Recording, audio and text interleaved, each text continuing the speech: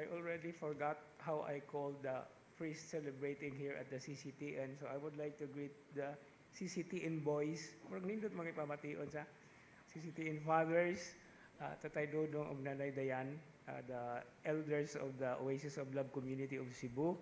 Dear brothers and sisters, a blessed Friday to us.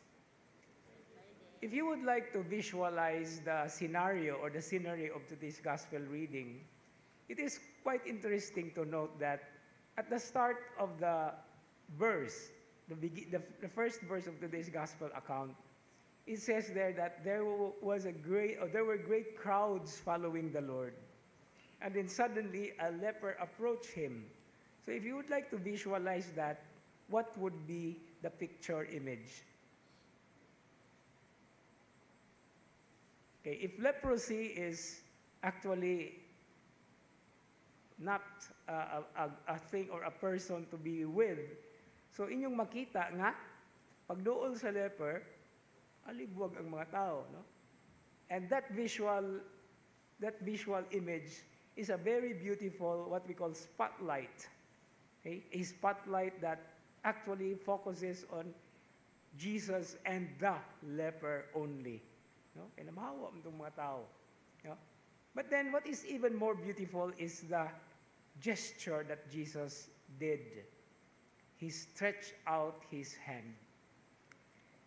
And this is a way of welcoming back a person or an entity who is considered an outcast. And religiously speaking, an unclean person.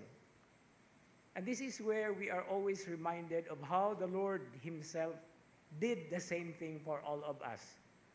That's the reason why a visual image, apart from the crowd dispersing or going away from where Jesus and the leper was, and he's stretching out of his hand, also makes an image of a future stretching out of hands when the Lord did that on the cross for all of us.